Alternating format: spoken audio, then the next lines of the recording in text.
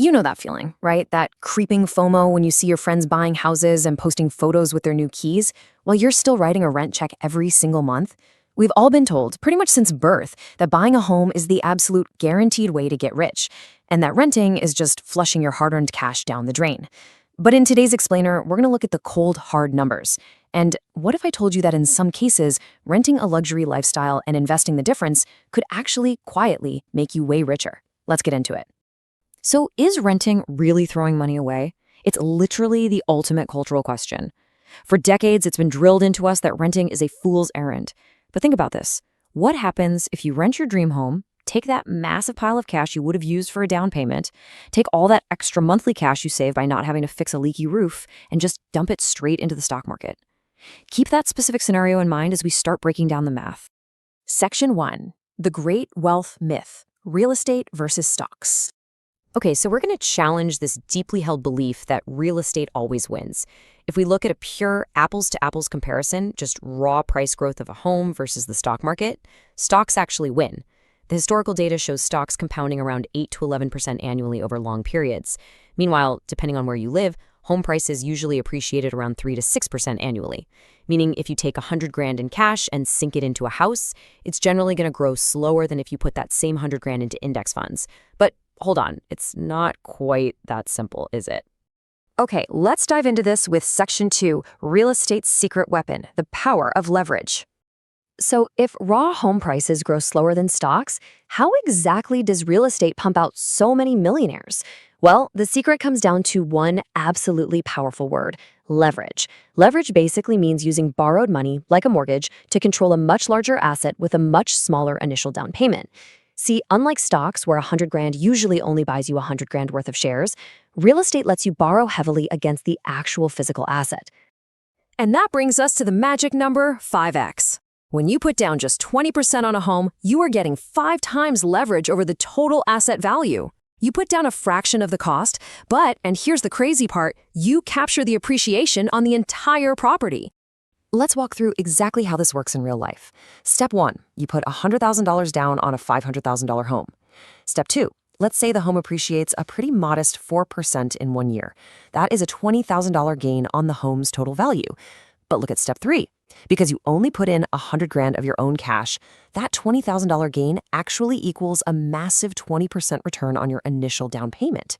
That is the staggering power of leverage.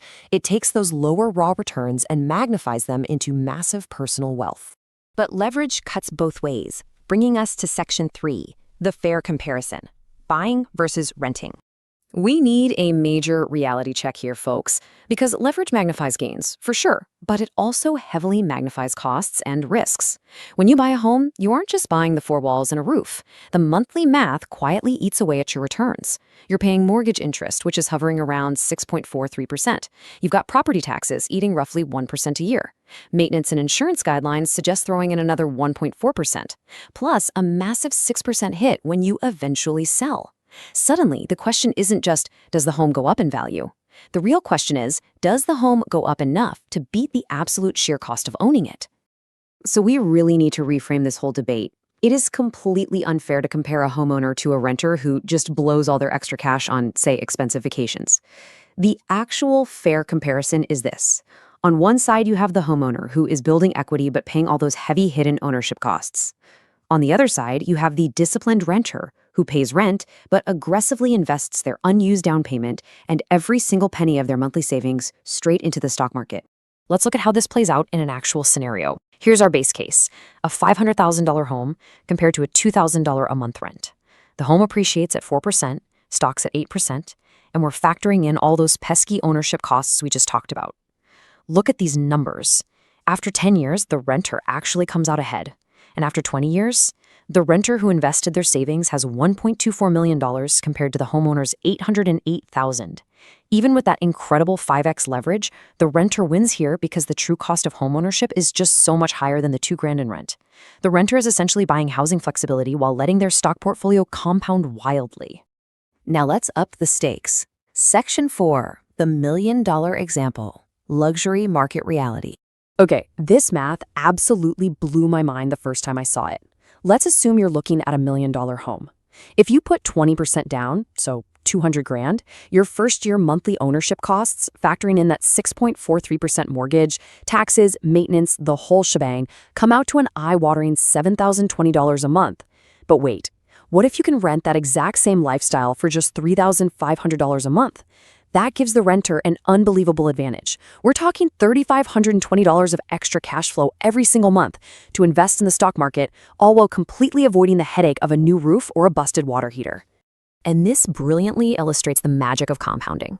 When our renter takes that $200,000 down payment, plus that extra $3,500 every single month, and actually invests it, the results are totally staggering. Over 10 years, the renter breaks $1 million. Over 20 years, the renter is sitting on a mountain of $2.83 million, absolutely crushing the homeowner by over $1 million in pure wealth. This renter wasn't throwing money away, not at all.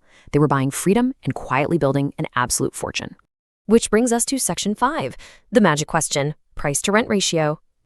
So you're probably wondering, how do you know if you're in a market where renting wins or buying wins? Well, we need a practical tool you can use right now for your own neighborhood.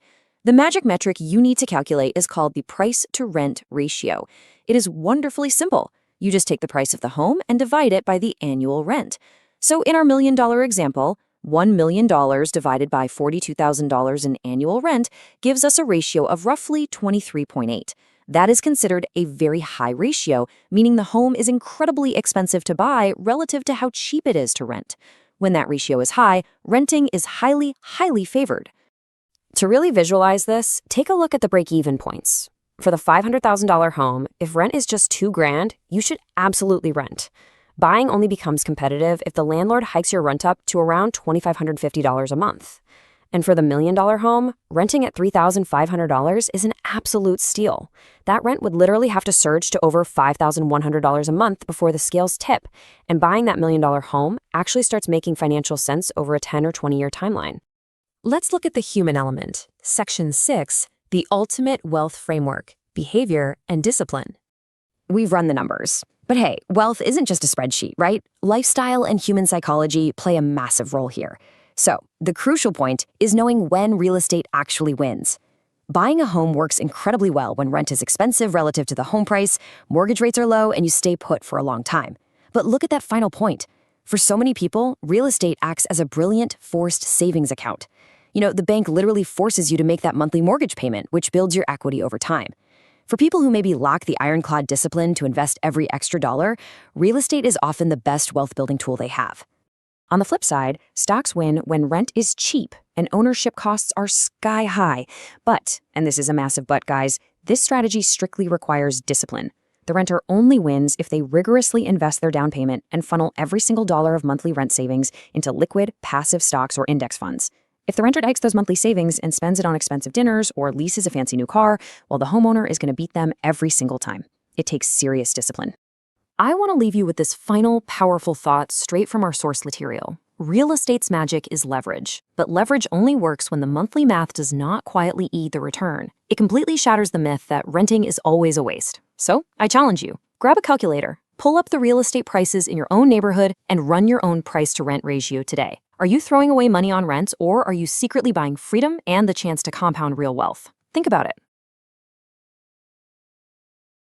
Thanks for staying to the end. If this helped, we'd really appreciate a like. It helps us make more videos like this for you. Want to stay ahead? Get Market Lens by CXProWealth, AI-powered insights delivered to your inbox to help protect and grow your money. Don't miss out.